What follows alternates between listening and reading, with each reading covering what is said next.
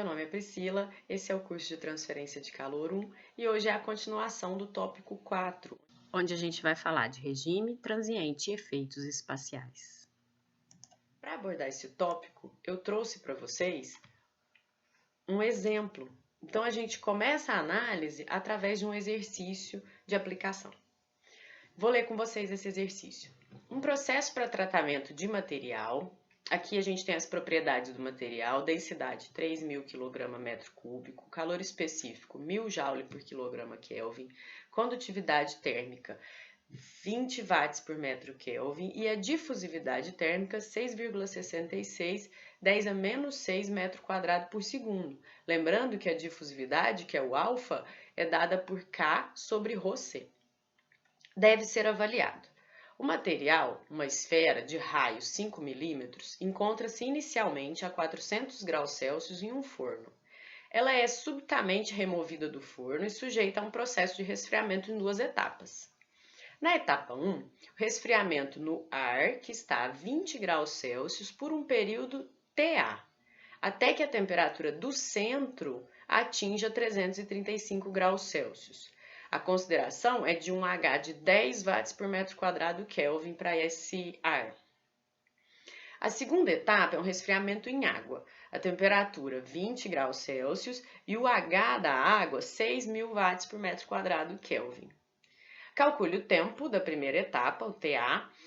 Calcule o tempo para a segunda etapa, para que o centro seja resfriado de 335 graus Celsius para 50 graus Celsius. Vamos fazer? Bom, então, pelo que a gente aprendeu, né, vamos agrupar aqui os dados de entrada do problema. Eu tenho densidade do material, calor específico, condutividade, a difusividade térmica, o raio da esfera e a temperatura inicial dela, 400 graus Celsius. A primeira etapa é um resfriamento no ar, que se encontra a 20 graus Celsius, e eu quero resfriar essa esfera nesse ambiente até que ela atinja a temperatura de 335 graus Celsius no interior, né, no centro dela. O H desse meio é dado. A segunda etapa de resfriamento é em água. A temperatura dessa água, 20 graus Celsius, e o H referente a esse meio, 6.000 watts por metro quadrado Kelvin. O primeiro passo para o cálculo de uma solução transiente é o número de Biot, beleza?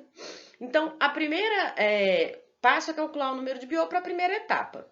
Vamos lembrar quem que é o número de Biot? HLC sobre K. A gente não está falando de uma esfera? LC é volume sobre área. Volume da esfera, 4/3 de πr ao cubo, área da esfera, 4πr ao quadrado, que dá R sobre 3. Então, vamos desenvolver isso aqui. Sempre, ó, tem uma observação aqui. Então, sempre, seu primeiro momento, quando você vai resolver um problema transiente analítico, é verificar qual que é a metodologia da solução. E quem te dá esse parâmetro é o número de Biot. Então, como eu falei, HLC sobre K, onde volume sobre área da esfera vai me resultar aqui no R sobre 3. Calculando o Biot para a etapa 1, eu achei um valor de 8,33 vezes 10 a menos 4, que é um valor menor que 0,1. O que significa isso? Isso significa que a gente vai para a aula da semana passada, onde eu posso usar o método da capacitância global. Eu não verifico gradiente de temperatura significante no interior do sólido. Voltando no nosso exercício, então, com Biot menor que 0,1, eu vou recorrer ao método da capacitância global para calcular o tempo dessa primeira etapa. A equação é dada por ρ, volume, calor específico, coeficiente de convecção vezes área superficial de uma esfera, ln de θi sobre θ. Eu tenho os dados, eu quero que essa esfera chegue numa temperatura de 335 graus no centro da esfera. Essa palavra centro agora, ela perdeu a força, porque toda a esfera se comporta como objeto isotérmico. Então, a gente não precisa posicionar isso no raio. A gente tem o coeficiente de convecção e a temperatura ambiente. Os valores, né, das propriedades termofísicas, temperatura inicial, substituir tudo isso na minha equação. Então, lembrando, né, a temperatura inicial menos a temperatura do meio e a temperatura que eu quero chegar, que é a temperatura final no centro da esfera, menos a temperatura no meio. A resposta do tempo decorrido nessa etapa são 94 segundos. Foi o tempo para o resfriamento dessa esfera nessa primeira etapa. A segunda etapa envolve água. Então, nesse meio, eu tenho uma temperatura de 20 graus e um H da água de 6.000 watts por metro quadrado Kelvin.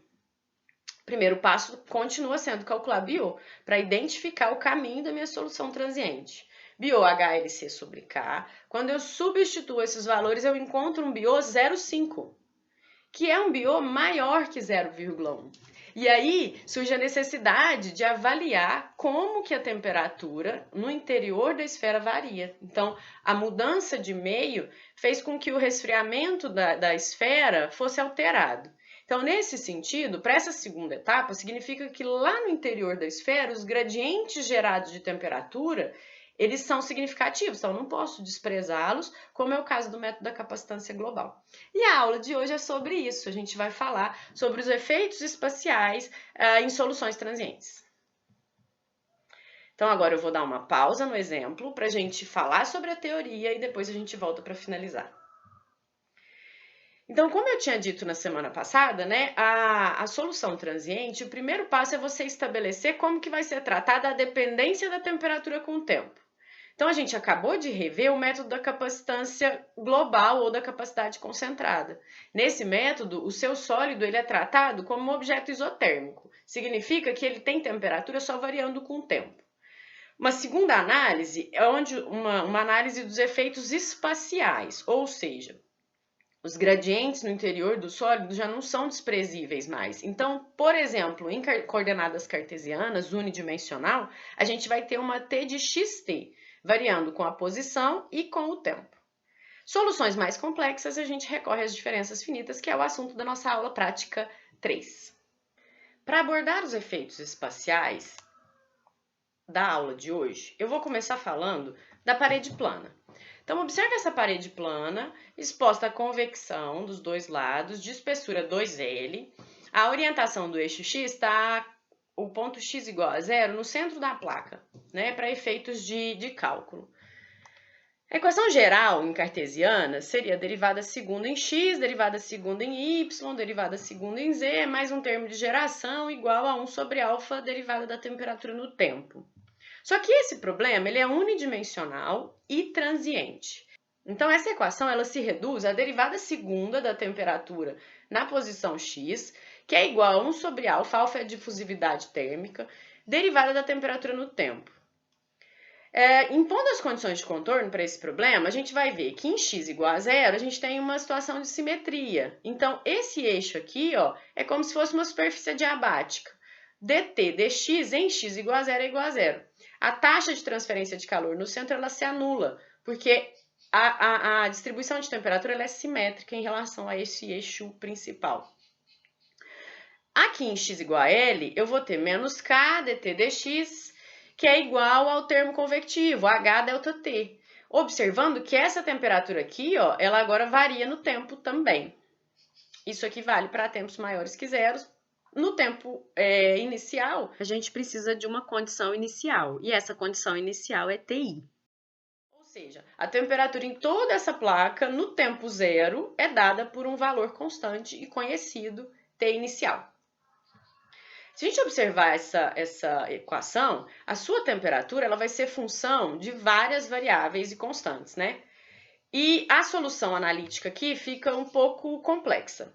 Bom, o que a gente faz para obter uma solução analítica desse problema? O primeiro passo é uma adimensionalização.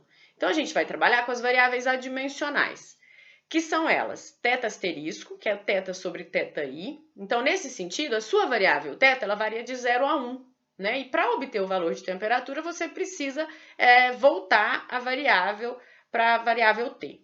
A coordenada espacial ela é dada por x sobre L, é o x asterisco, e o tempo adimensional ele é o nosso número de Fourier, a gente vai ver mais para frente. Ele vai ser alfa t sobre L ao quadrado. Esse é o t asterisco. Fazendo as substituições das variáveis adimensionais, a gente vai ter uma temperatura função de x asterisco Fourier e Biot. Bom, quem é Biot? H, L sobre K. Quem é Fourier? Alfa t sobre L ao quadrado. A solução dessa equação é obtida através do método de separação de variáveis, onde você observa uma série infinita dada por essa expressão θ asterisco. Os CNs são calculados a partir dos autovalores QCNs, que vem da minha equação transcendental aqui de baixo, e esses QCNs são os valores raízes positivas dessa equação transcendental. Esses valores eles são obtidos a partir dessa expressão analiticamente. E a gente tem uma tabela no livro, um apêndice, que tem os valores das raízes positivas até a quarta raiz, né? Então a gente viu que é uma série infinita. Essa tabela ela nos dá o QC1 e o C1 para parede plana, cilindro infinito e esfera. Então, só para apontar para vocês os caminhos da solução. Lembrando que Fourier para parede plana é alfa t sobre L ao quadrado. E essa solução é a solução exata da parede plana. Bom, se o meu número de Fourier ele for maior que 0,2, eu tenho uma aproximação que pode ser feita, que é trabalhar com o primeiro termo da série. Então, significa que o primeiro termo da série já representa a minha distribuição de temperatura muito bem. Lembrando que é uma solução aproximada. A solução exata é a solução da série infinita que a gente viu no slide anterior. Mas, para números de Fourier maiores que 0,2, o primeiro termo ele já é suficiente para representar a distribuição transiente. Sendo assim, θ0 é a diferença de temperatura na posição 0 menos a temperatura do meio e a temperatura inicial menos a temperatura do meio. Aqui que a gente tem que lembrar, a temperatura inicial ela é igual para todo mundo, então ela não tem posição. Quando a gente tem um índice nesse θ asterisco, significa que eu estou colocando a posição em algum lugar no espaço. Lembra que agora a nossa solução ela varia no espaço e no tempo. Então, para x asterisco igual a 0, eu tenho meu θ asterisco, que é dado por essa diferença de temperatura. Se eu substituo o zero aqui nessa equação, cosseno de 0 é 1, e eu fico com θ0 igual ao primeiro termo aqui, ó, que depende de Fourier e QC1, que é o C1 exponencial de menos QC1 ao quadrado Fourier. Substituindo isso aqui em cima, eu posso escrever a minha θ asterisco em função do θ0. Então, isso aqui é só uma forma de reescrever a sua equação para os casos onde você pode usar a solução aproximada, casos onde Fourier, o número de Fourier vai ser maior que 0,2. Lembrando que o número de Fourier para parede plana é alfa t sobre L ao quadrado. Se eu quiser calcular a transferência total de energia agora, diferente do que a gente fez no método da capacitância global, o meu sólido ele apresenta variações no interior da sua geometria, né? Então, fazendo a análise aqui, a energia que entra vai ser zero, a energia que sai é essa transferência total de energia que eu quero calcular, e a variação da energia acumulada é dada pela diferença, da energia lá no tempo zero menos, a energia no tempo t. Na verdade, o contrário, E de t menos E de zero. Substituindo nessa equação, a gente vai trabalhar com o termo de energia acumulada, que é o ρCv dt dt, integrando no volume. Por quê? Porque a minha temperatura muda no volume. Fazendo uma adimensionalização, uma vez que a gente está trabalhando com as variáveis adimensionais, eu chego numa relação de Q sobre Q0, que é igual a 1 sobre volume integral de 1 menos θ asterisco. Θ asterisco eu conheço, basta eu substituir na equação e aí eu tenho uma expressão para calcular a taxa total de transferência de energia aqui no caso da parede plana, que vai ser 1 menos seno de QC1 sobre QC1 θ0 asterisco. Lembrando que o QC1 são as raízes positivas da minha equação transcendental para a parede plana. Vamos falar de cilíndricas? Então, na equação em coordenadas cilíndricas, eu vou ter só variação no raio. Então, o meu sistema é unidimensional em regime transiente, sem geração, que me resulta nessa equação do calor. A gente já aprendeu a fazer isso lá na primeira semana. 1 sobre R, derivada em R dt dr, igual a 1 sobre alfa, derivada da temperatura no tempo. As condições de contorno, da mesma forma, a distribuição de temperatura ela vai ser simétrica em relação à posição zero. Então, dt dr no raio zero é igual a zero, o eixo de simetria aqui. E na superfície em R igual a R0, eu vou ter convecção. A condição inicial para esse problema é todo mundo a temperatura TI, ou seja, o cilindro se encontra a uma temperatura constante no começo para o tempo zero, antes de ser exposto a essa convecção, e a sua temperatura é função de todas essas variáveis e constantes. A observação que eu faço aqui é que a gente, assim como lá em regime permanente, a gente está trabalhando com a definição de cilindro longo. Então, a variação de temperatura, ela não aparece no comprimento, só no raio. Essa observação de cilindro longo, ela é feita, né, para cilindros onde o comprimento do cilindro sobre o raio dá uma relação maior ou igual a 10. Bom, adimensionalizando as equações, assim como a gente fez na parede plana, então eu adimensionalizei o raio, o tempo, a temperatura e vou substituir nas minhas equações do calor e condição de contorno. E condição inicial. Eu fico com esse conjunto de equações, onde temperatura agora depende do R asterisco, Fourier e Biot. E resolvendo essas equações, eu vou ter a minha série, que é a minha solução exata para qualquer tempo de processo. Então, resolvendo essa série, né, você consegue a temperatura para qualquer tempo, em qualquer posição desse cilindro. Então, é dada por essa expressão θ asterisco. Você observa um J0 e um J1, que são funções de Bessel. Essas funções, elas não são funções convencionais, como seno, cosseno, seno hiperbólico, não está na sua calculadora, mas a gente tem um apêndice do livro, né, do Encropera, dos livros de transferência de calor, que trazem, né, a solução dessas funções de Bessel de primeira e segunda espécie. Então, é só você aplicar o valor na função que você tem esse termo aqui. Não se assuste, ela não é uma função conhecida para você, mas lá em aletas a gente já usou a função de Bessel modificada, que é a função I e a função K. Então, vocês já sabem como que aplica isso aqui. O número de Fourier para cilíndricas é αt sobre R0 ao quadrado. E, né, os meus QCN são obtidos a partir dessa equação transcendental, são as raízes positivas, são os autovalores aqui da minha função. Da mesma forma que a gente trabalhou em parede plana, eu posso trabalhar com uma solução aproximada pelo primeiro termo da série.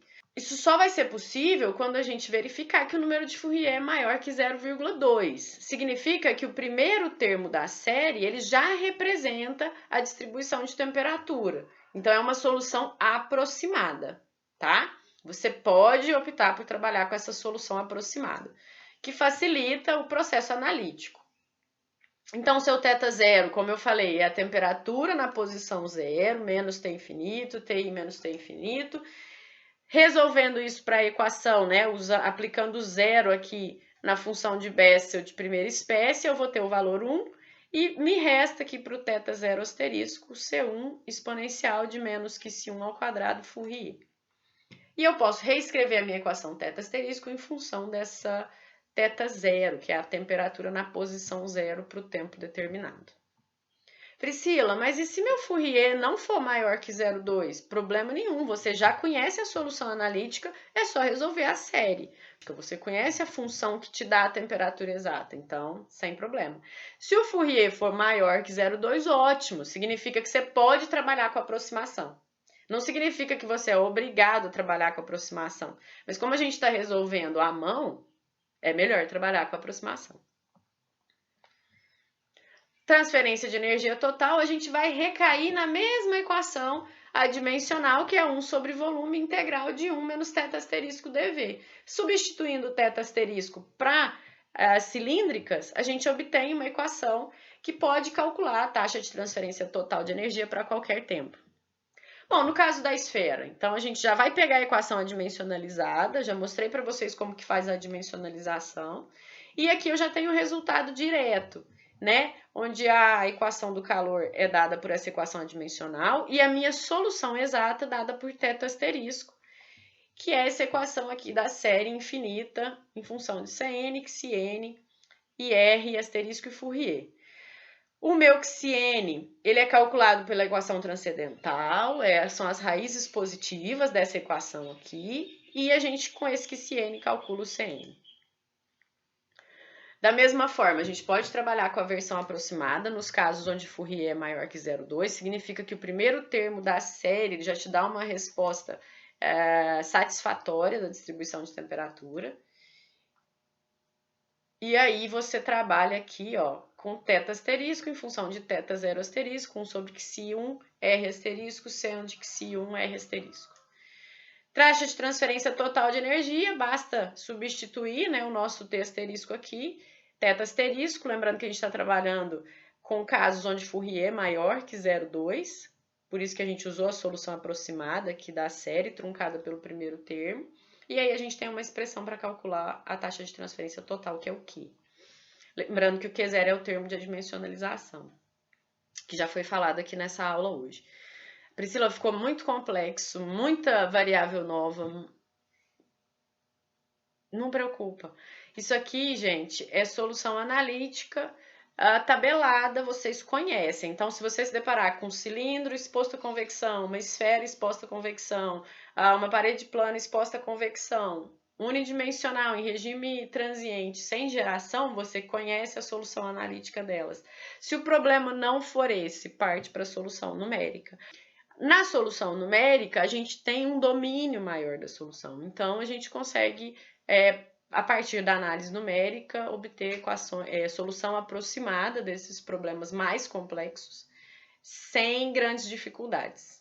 Beleza? Então, vamos voltar para o nosso exercício, porque agora eu já sei o que eu tenho que fazer quando eu tenho variação espacial de temperatura.